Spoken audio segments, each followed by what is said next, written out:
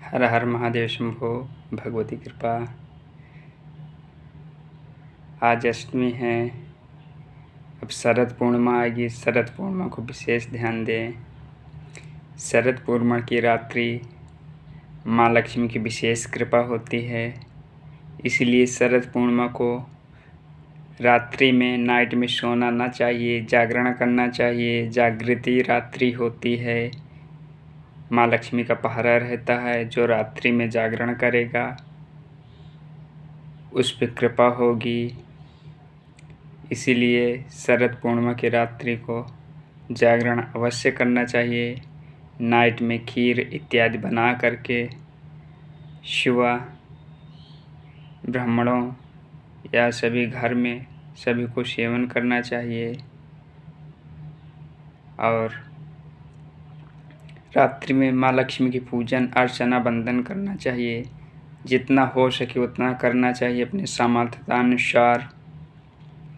हो सके तो नदी हो, आपके तट पे सरोवर हो, कुआं हो, वहाँ दीपदान करना चाहिए। अपने घर में दीपदान करना चाहिए। देवस्थालय में दीपदान करना चाहिए।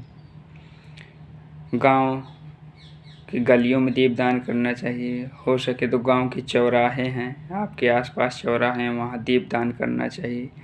अपनी सामर्थ्यानुसार दीप का ज़्यादा से ज़्यादा जलाना चाहिए।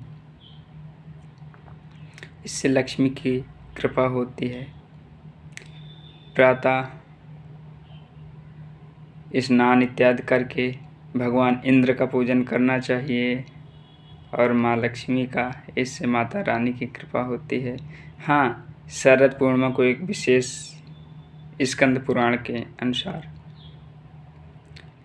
विशेष बात है। शरद पूर्णिमा के दिन आप व्रत भी रहेंगे। व्रत में नारियल का पानी पी करके पूजा अर्चना करें। हो सके जल ले लीजिए, गंगा जल ले लीजिए। अगर ना हो पाए तो आप फल फ्रूट इत्यादि करके व्रत रहें। साथ में विशेष बात यह है कि शरद पूर्णिमा को ही विशेष तौर से सिर्फ साल में एक दिन के लिए शरद पूर्णिमा को जुआ ताश के लिए भी खेलने के लिए शास्त्र इजाज़त है। उस दिन व्रत इत्यादि करके आप जुआ यानी ताश खेल सकते हैं और वहाँ जागरण कर सकते हैं। सभी 4 लोग मिलके 10 लोग, उससे लक्ष्मी की कृपा होती है। हमेशा मत खेलिएगा, गलत बात है। परंतु शरद पूर्णिमा को एक ही दिन विशेष तौर पे माँ लक्ष्मी की कृपा से एक ही दिन विशेष दिया है माता रानी का देशानुसार कि शरद पूर्णिमा को ही व्यक्ति ताश इत्यादि यानी कहें तो जुआ खेल सकता है। साल में एक ही दिन के लिए शास्त्र प्रमाणित आया है स्कंद पुराण में। तो इसलिए आप नाइट में सोइएगा नहीं, विशेष ध्यान दीजिएगा। दुख है, दरिद्रता है, इससे नाश होती है। दरिद्रता के नाश होता है। व्यापार में वृद्धि होती है। व्यापार के लिए पूजन लक्ष्मी का अवश्य करें सभी व्यापारी लोग। और ज़्यादा से ज़्यादा समर्थ हो सके तो घर में आचार्य या पंडित जी को बुला लें पूजा करने के लिए। उनसे पूजा करवाएं शास्त्र विधि अनुसार पूर्वक, और प्रातः भी पूजन करवाएं। इससे माता रानी की कृपा होती है।